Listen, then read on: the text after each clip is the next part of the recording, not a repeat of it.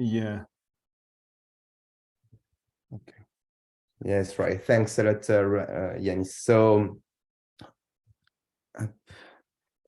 yes, so for this event, we propose to come back to the objectives of the platform and a high-level description. And then Yiannis will demonstrate the platform and give you the overview of the contents of the RYAX version 2 and the new features. So as I mentioned just before, feel free to ask any question in the chat. We will answer it at the end of the presentation. We will have time to discuss and to share. Okay. So when we talk about RYAX, we talk about backends. And in modern apps, that's all hidden behind the API to serve any front end, let's say web front end, mobile front end, and stuff like that. Yes, it will be. Sorry, people are coming, so I have to stop. Yes, so we talk about front end and backend, sorry. And in modern backend, we will have to deal with three kind of, let's say, main things. First one is the APIs to use external services. We know that today everything is a service, so you can use it directly through the API, and it's the way you do modern apps. And you have to provide the API too in order to be linked to external tools, front end, and stuff like that. You will have to deal with your own code to treat data according to our field, our rules, our wishes. In fact, it's what we call complex backend, as it's more than displaying information in a way or another. It's really to use data in treatment. It can be data analytics, data science, or more field-related algorithm. But it's always, let's say, complex or complicated. And in fact, it's not simple to do, right? And at least, the last but not least, of course, we have to deal with infrastructure, how to use it, how to maintain it, how to deal with all cloud provider lock-in and specificities. Each time you are going to use a tool, you will be locked with this tool, or maybe you can use another one. So it's always a nightmare to do that. And so for companies that want to create backend, that have backend projects, it's a nightmare due to, as I mentioned, the backend complexity and the tens of frameworks to develop, to deploy, to maintain your backend. And you have to think of it at the beginning because of your project, as you may be stuck with it for several years. The second challenge we want to tackle is the lack of experts.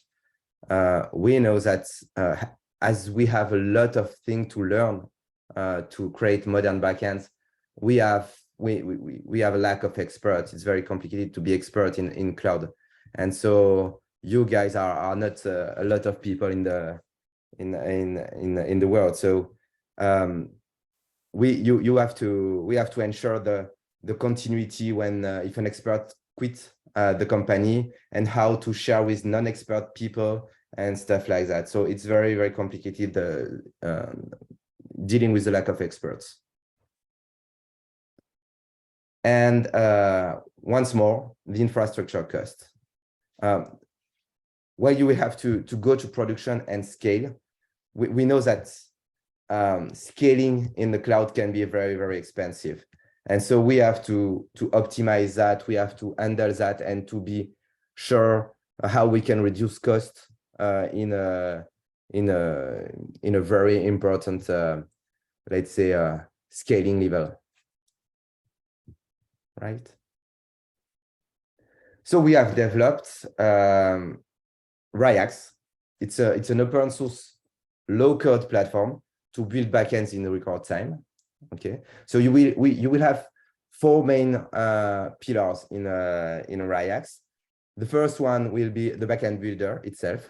So you are going to deal with everything related to the workflow automation, how to deal with the full API capabilities, as I mentioned at the beginning. And we will provide to you ready-to-use integration. If you want, for example, to connect to Amazon S3, of course, it's already in the backend builder, okay?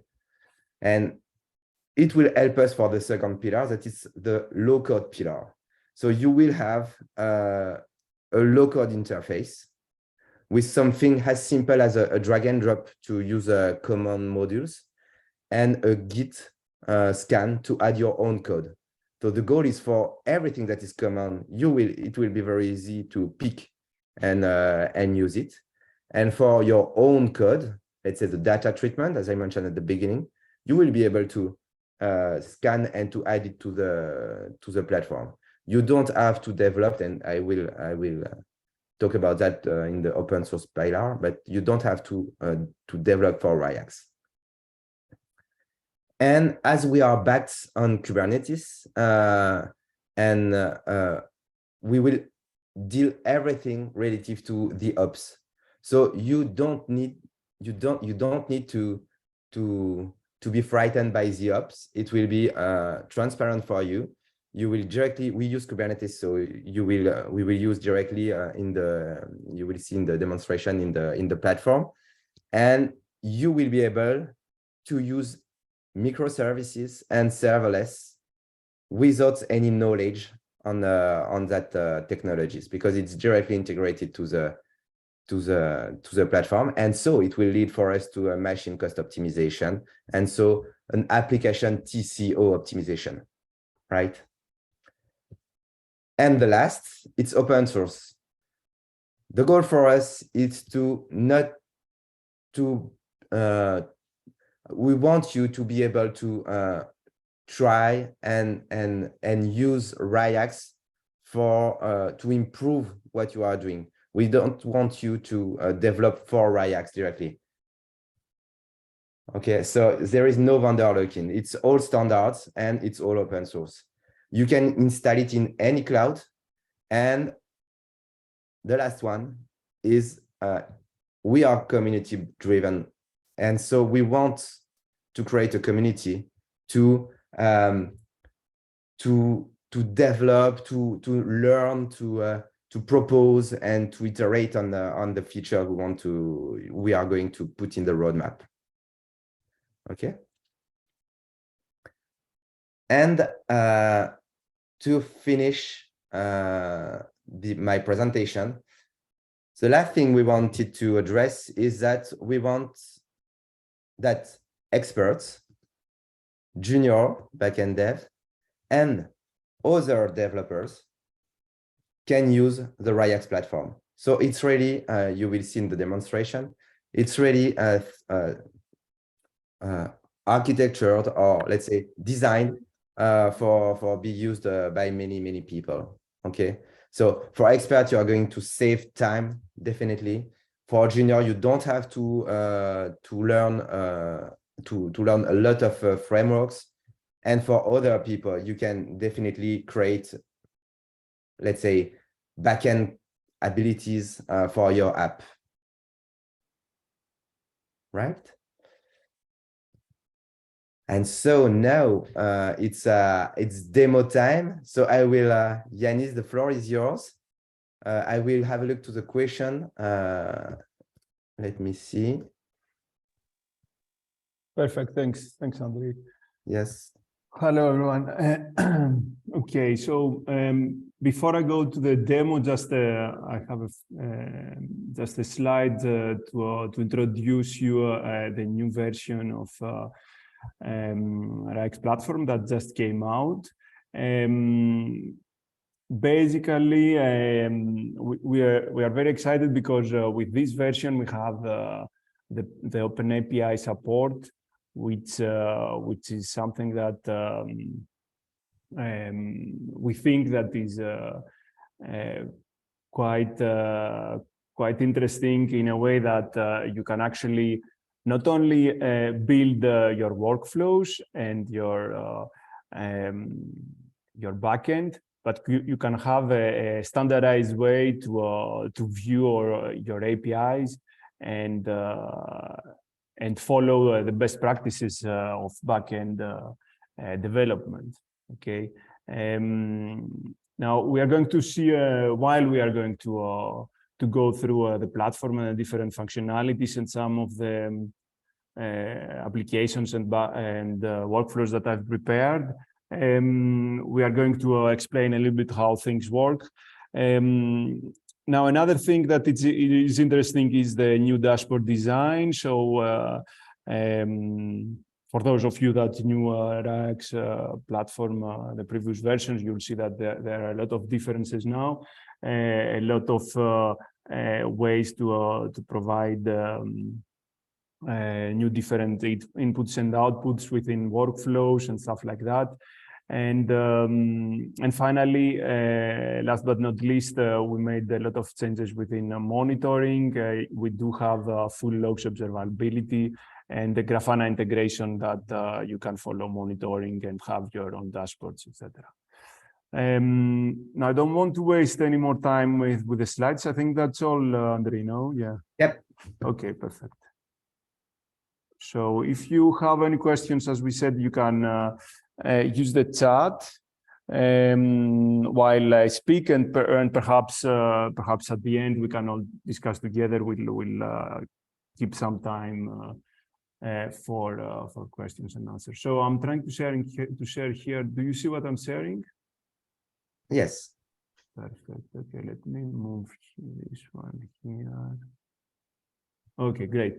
So basically, yeah, this, let's say the initial landing page of RYAX platform. So Andry mentioned some things before. So one interesting thing to start with is that it is agnostic to the cloud. To the cloud infrastructure. So this is an instance that we have deployed up on Azure Cloud, but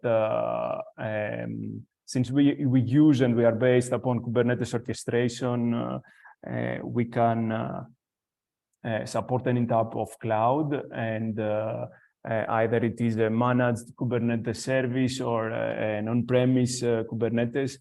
In the end, it's the same thing. So this is an instance on Azure. So everything is managed behind by AKS, the Kubernetes of the managed service of Azure. Okay, so initially, one of the things that I want to let's say show you is the idea of the workflow. So when we talk about workflows within RYAX, it's let's say a part of an application logic. Okay, here we are within a project that we call integrations, and we have different let's say general type of workflows that can participate in one or multiple applications. Okay, so if I click on a workflow here, we are going to see. So here in the right, you can see the different actions that take place within this workflow. This is a pretty simple workflow that allows us to get the weather in a particular city. Okay. So what we have on the right here is a first action we call trigger, which actually defines, let's say, the trigger point of this specific automation. Okay, and as we are going to see, this is going to give us the API endpoint upon which we will be able to provide the city for which we want to get the weather. Yeah.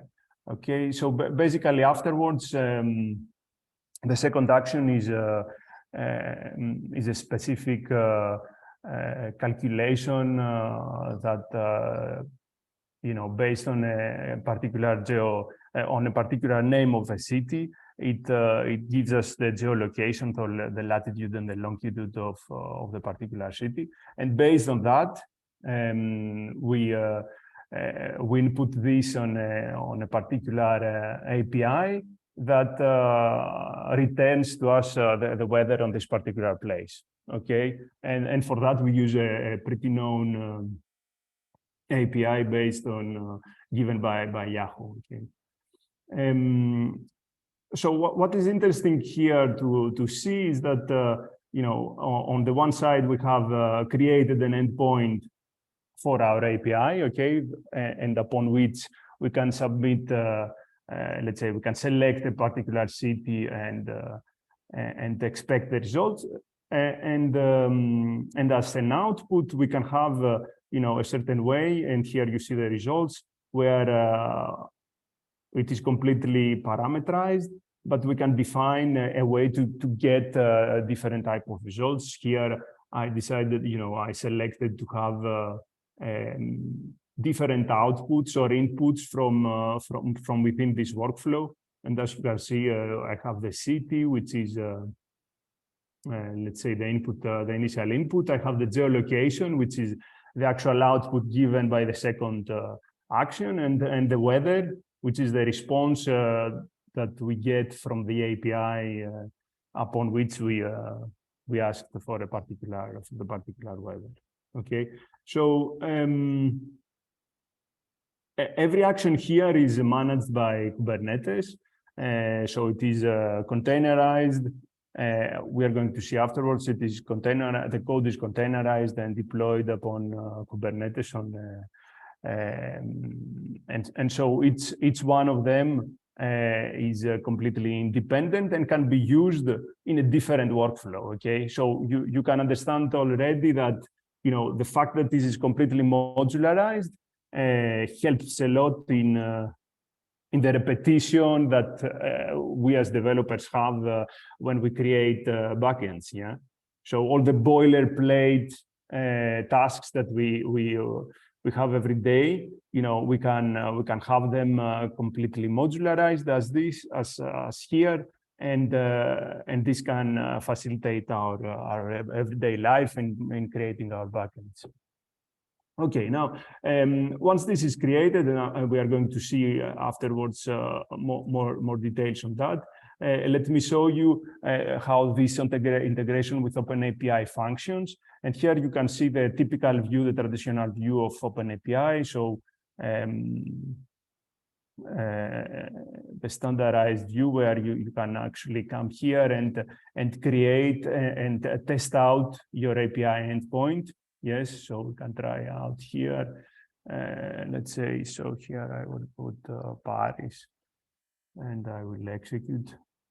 So basically, once I do this, I have a specific execution that is launched, and I can follow here and see how this execution is continuing. So it's already finished from what I see here. So I can follow the execution and see the inputs, the outputs, and see also the logs. Okay, so as I mentioned here, this is a containerized now action, microservice, or we'll talk about microservices and serverless functions afterwards, but just to mention that, you know, this is deployed upon Kubernetes and we get the logs coming directly from there. Yeah, so this is an interesting, a very helpful, let's say, way that to get the observability of on this particular you know, execution. Yeah, so here we see that through the once we have launched, we have triggered the particular workflow, we see how the data are going through the different actions and how in the end we manage to get the response with the days here in Paris, Thursday, Friday, along with the weather, pretty standard way to get back the weather on the particular place. Now, this is within the application of RYAX, and here we see also within the actual OpenAPI integration here with the documentation that we have also the response directly here. So basically, this is what we come and we give us output in this area here. Okay. Now let's see how did we actually create this particular example. Okay, and we're going to see different examples. I'm just starting with this one. So basically, we have the possibility here to add actions and be able to select by a library of actions. Here we are going to see also how we are able to pass from code directly to RYAX actions, and which afterwards can be used within the workflow. And so in this particular example, we are starting with a specific trigger, the API JSON, which allows us to provide to see actually the Open API integration with the different standard things such as the tags, the endpoint path, the HTTP method, etc. Now here you can see that we have the selection of different verbs to use within the HTTP method. We can have different, and we are going to see afterwards, a post example, so you know how this can be flexible in all different kinds of APIs that you can have. And here we also have the possibility within brackets to define a variable, and this is where we are going to add a specific input, which we define as a string here. And also here you have again the possibility to have a selection between the origin. We're going to see other examples with where we use the body to do the post, for example. So basically, this is the configuration of the first action. And now, what is interesting here is that how it works within RYAX. Each action has inputs and outputs. Okay. And basically what you do is you connect your actions and you make sure that the inputs and outputs are aligned among the different actions that participate in the workflows. And that's how you can build and customize your own workflows, like Legos. So here what we do is we select from a drag and drop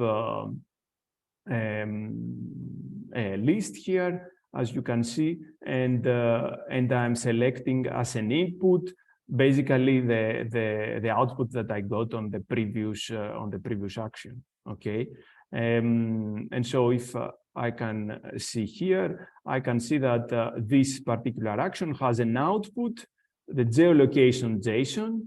As you remember, this is where I explained before that from a city we calculate the geolocation. Okay, so as an output we give a long string with a JSON that gives us the details about the latitude and the longitude.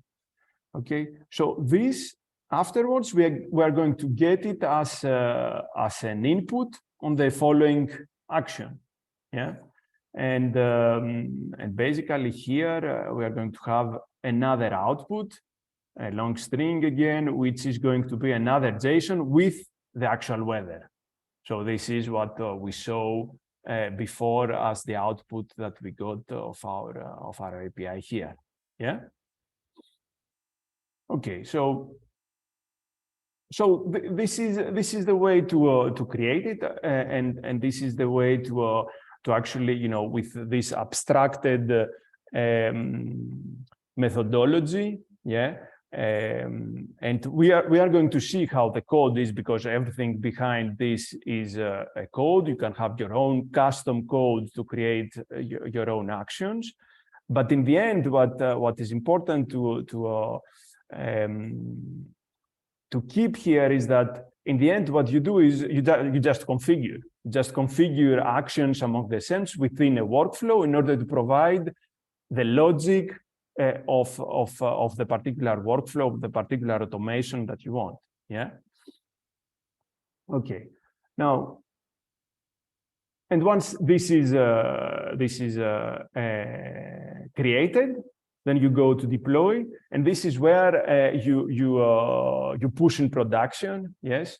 And here are some interesting things that happens in the back of let's say RYAX, where we make sure that the first action, which is called trigger, as I said, the first trigger is deployed, and the rest are not directly deployed. So we make sure that things are deployed.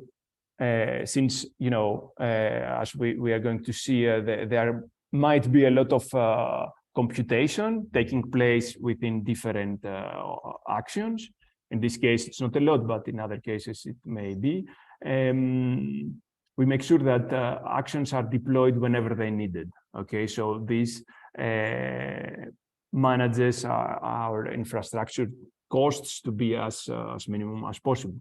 So, and there is what we call the serverless support, and the serverless support within our architecture, where you know, each of the microservices are actually managed as serverless functions, and they are deployed as long as they are needed. Once they are not needed anymore, they are undeployed. But this is not the case for the first action, the trigger. This is waiting for a call. This is waiting to be called, to be triggered. So it is deployed internally. Okay. Now let's go a little bit further to see some other examples. Okay, let's go a second a post here. Yeah. Now this is another example where we have a specific service. You might know it. It's called Cloud Printer, which allows us to send a specific document and through API calls, through a PDF, upload it, and get it through the post at our house printed. Okay, so you get the printed version of the PDF that you uploaded. Yeah, so this is one of the, let's say, workflows related to a kind of application that could give us this result. And as a matter of fact, this particular flow here allows us to get the quote of the particular print that we want to have. Okay, so in this case, what we do, and we are going to see the example here, is we post the specific, let's say, example of a print. We get a quote for the particular example. And so the second action prepares based on the details of how the API has to be, following the API of Cloud Printer here, and using this generic function of post action, which is generic for RYAX, we can actually send the post and be able to expect the result, which is something that we do define here. Okay, so if I check a little bit before I execute this, how this was created, you will see again here I have a body so here I'm selecting the post method, and here I get the details for the quote, and I have the body that I get as a long string. Okay, so basically once this is done, I get as input on the second module the body, and I have as output these three values here. So I have a URL to post on, a string with the Cloud Printer request based on how their API, because I'm calling a particular API on their side, works. And also the headers, yeah. And so this is what I get here as input. On the last one, I get as input the URL to post on, the string with the JSON request, and the headers. Okay, so this is a generic post. This is something that we can use in, and you will see afterwards, we use it in different type of flows. Yeah. Okay, so and here I also have, and let me create it here, the possibility to add the result that can be given. As you can see, I can add different results here. So I will add, of course, the post action, the result of my post action, and I could also add the request that was as requested in the post action. This is configurable, as you can see. Anyway, so here I can deploy this, and I can go on the Open API, and I have the possibility also to test it through a try it out method. Yeah. Okay. So let me continue a little bit. And let me take this example and copy paste it so that we can see it. Okay. Okay, so if I go in the post here, I have this possibility to try this out, and I'm going to copy paste an example here.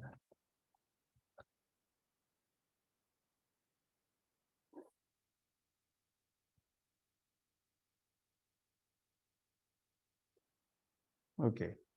So basically here I have the URL upon which I need to code, and then the specific country that I want to get the print of, and the number of prints.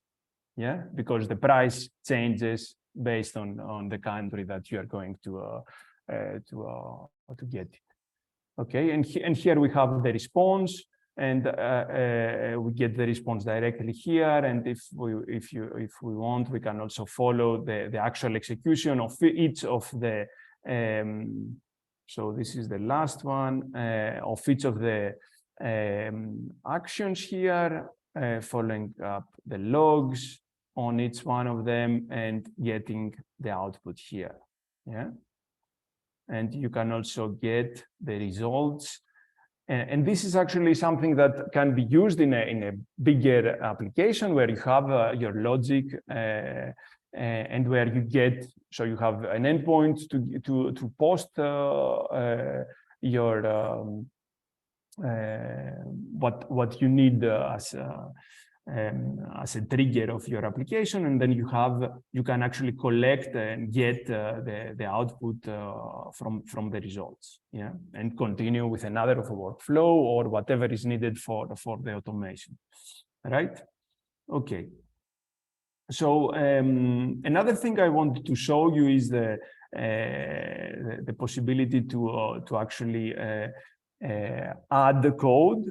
Yeah, and here is done by the integration with Git, GitHub, GitLab, etc. So basically, you actually define your repository name, the URL, and then you can go and scan the repository and get the code based on the specifications that we have specific demands on how the code needs to be prepared.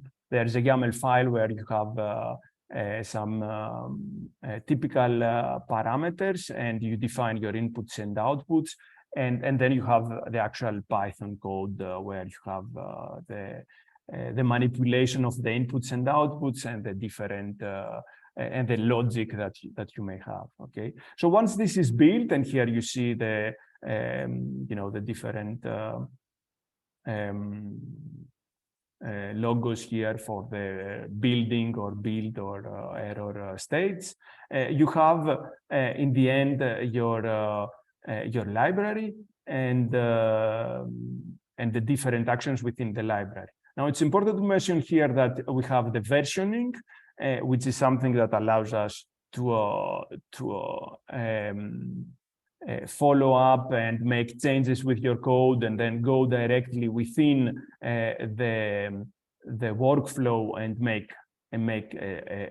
our changes. For example, if I can go here, let's say that I have a newer version of a particular action here, then I can go within the description and select among the different versions that I have. And once I selected the new version, I can go and hit deploy here and have the newer version directly deployed, right? The other thing that I wanted to show you is the possibility to have different projects. Okay, so you can have your different backend applications. Let me go to this one, which is quite interesting. It's actually funny. I'm not sure if you know, but there is this AI library that allows us to create images by giving text. Okay, you might have heard it's called stable diffusion.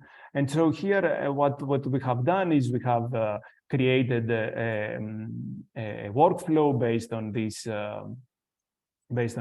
library, and we have an API endpoint upon which we can hit it, and we can send a text, and we can get the result in an image. Okay, we can have, and behind this there is a huge, let's say, AI module that is running upon GPUs, and based on the training that it has done with a lot of art and different types of images, it can actually infer on a particular example of image. Okay. Now this is how it has been created. We have the JSON to submit the code, to submit to post, let's say, our particular body. We have the preparation for the request to post the text that we want to, upon which we want to base our image creation. Then we have a generic API post that will allow us to post on the particular library that uses the AI, the machine learning method to provide this image. And then we extract the URL based on this result. Yeah.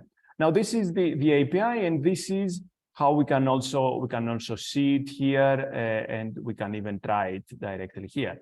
But what I want to show you, I don't want to try it here. I want to show you how we really use it in the context of a backend frontend. Okay, so we have here deployed the frontend also based on Django, and the particular frontend is pretty simple, actually. It's some lines of code. You can have the prompt where we can come here and let's say imagine something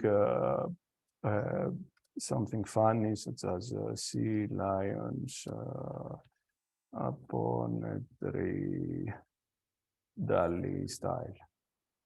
Okay, and we can hit submit here. And now what is going to happen is that we're going to have a particular, we are going to trigger a specific execution here. You can see here that it is running. And so we have posted through the front end that is also deployed within RYAX, the specific example, the specific text. Okay, and this has been retrieved by this workflow, because we are using the endpoint that I just showed here. Yeah, and this triggered the particular workflow. So this is it makes a relation a little bit with what Andry was saying before. You know, we have a very complex computation that is taking place upon GPUs, and we have everything aligned upon a specific workflow, which is triggered upon you know, through the endpoint. Okay, so here we can see that everything worked correctly. So basically, here I can have in the end the actual output. Yeah, it's Dali style. I mean, yeah, more or less. But yeah, anyway, it's fine. It's quite funny. So if you can see here, you have the different outputs that have been generated. Okay, so what is done in the front end is it is expecting to find a particular image, and actually if we search here, yeah, this is the PNG file that we are looking for, and once this is generated, this is what we come and we display here. Very easy example of a backend and front end created completely within RYAX and within the abstractions that we have provided with the actions and workflows and the open API feature. Yeah. So that's more or less what I had prepared to show you, and through that I want to go through the different features and the different new additions within RYAX.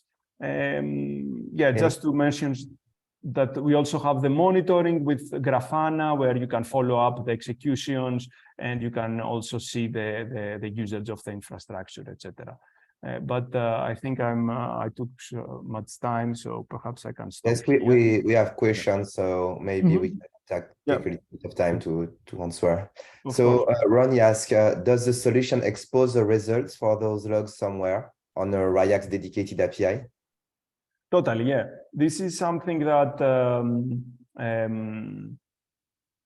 we have here. So I showed before with the results, with the selection of the results. So here is we defined this JSON file where we get the value from the output of the JSON at the last function. But as you can see, let me here edit this one so that we can go into detail. This is where you can actually come and select the results, and this is where you can come and define whatever you want as output. And as you can see here, I have the list of all the inputs and outputs that have been manipulated within the whole workflow. And these are the things that I can get as a result and as output of my workflow. So for example, I can have here, let's say, the text, the prompt. Okay, so I can have the prompt here, and which is this one, and then I can have also the response, and the response of the last one, which is here. Okay, so basically at the end we are going to get these two results. But if we also check the runs that we had before, so for example the one that was right before, the results can be found here. Yeah, so it's a JSON file where we get the results. So this is how you can connect it with your logic. Okay, and I think the question was related to the logs, in fact, to retrieve all the logs, right, Ronnie? It was that? Perhaps I can. Do you hear me? Yeah. Okay. Yeah, the question was, when you take some data from your API and you follow the workflow till the end. At the end, the results needs sometimes to be accessible by from somewhere else, from API. You know what I mean? Like you get the data, you transform it, and then you expose it. And how do we, after the RYAX execution, computing, how can we deal with the data?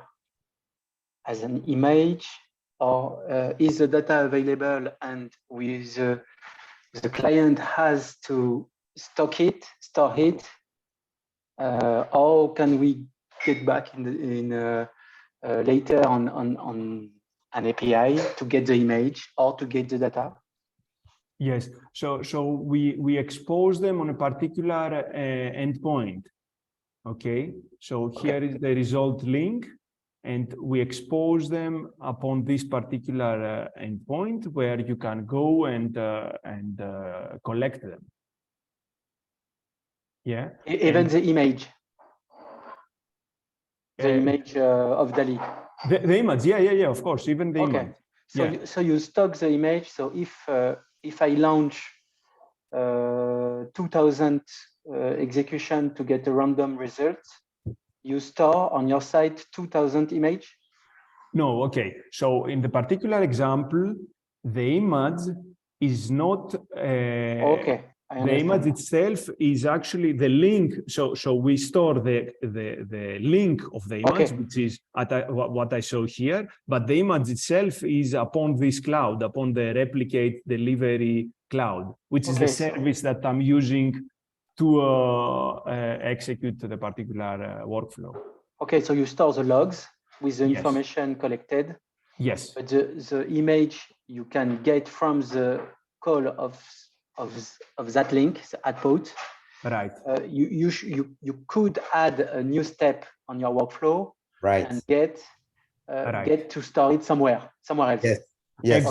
Exactly. So let me also go back on this example here and show you, for example, this one, the object detection. So basically here we upload the video, we detect objects upon the video. In the end, we create a new video with detected objects. Okay, so in the end, we have a particular video. If we can see the logs here, we have a particular video which is, in that case, stored within the object store of RYAX, the internal object store of RYAX. And this. Okay, so we can do that with the image. You can do that with the your object storage. Yes. That's it? Yes. Okay.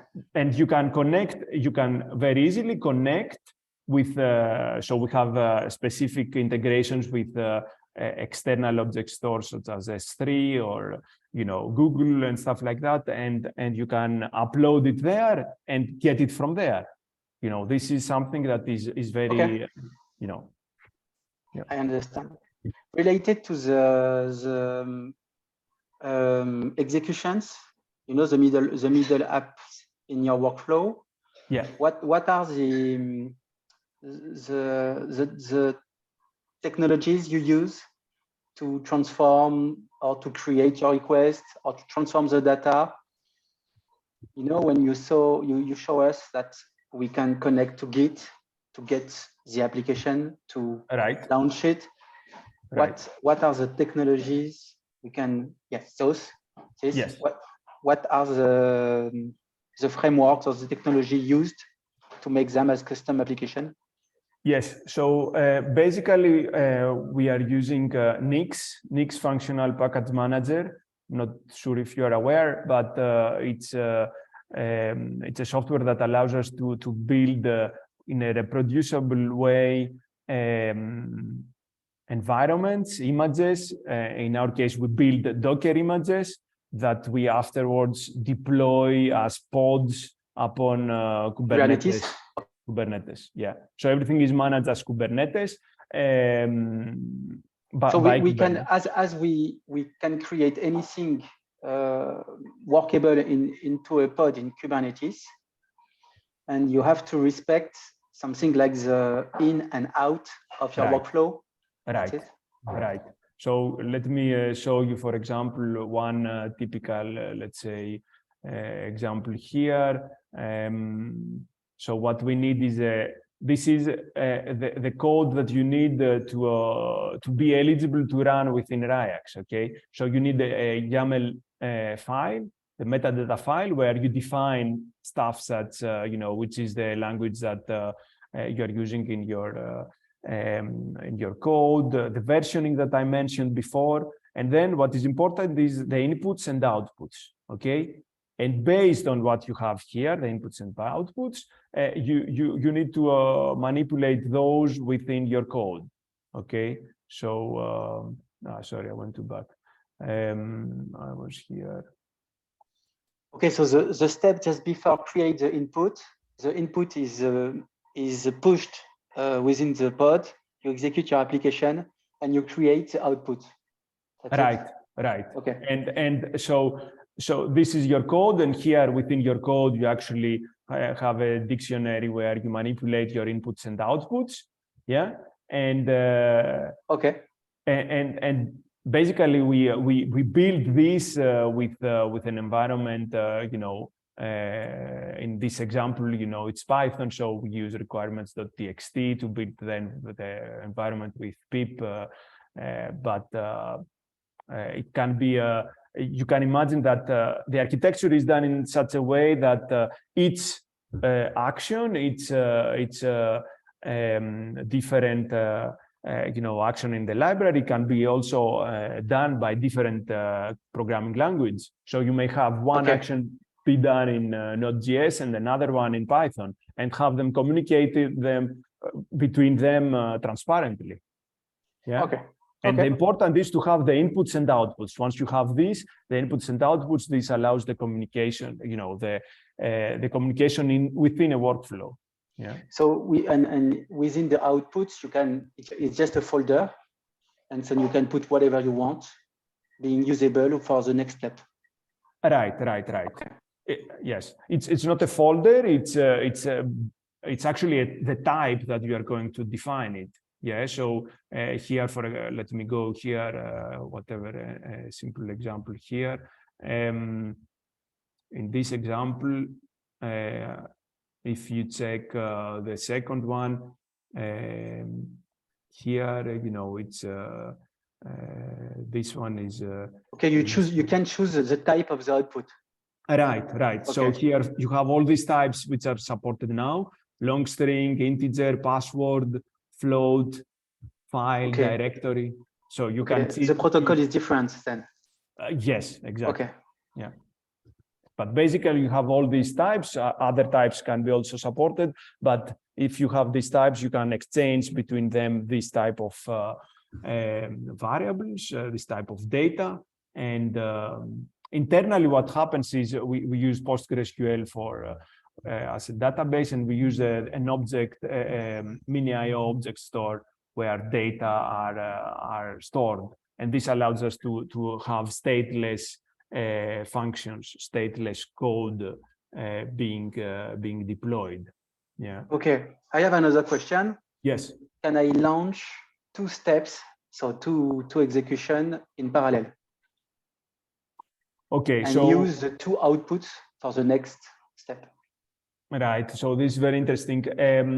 This is something that you cannot do it right now with RYAX, but it's something that it's totally planned for the future, and we have it within the roadmap. Actually, we used to have this what we call streaming operator that allowed us to provide this, but with the new version, we didn't have a lot of demand, so we did not port it. But it can be totally, I mean, you know, it's planned within the architecture to have it. And so, yes, so we can talk about the roadmap and the next step. Yiannis, I think it can be interesting, right? Yeah. But let's see if there are other questions, or if I've answered. I have a last question. Yes. Sorry, excuse me, it's only me. Yeah. No, feel free.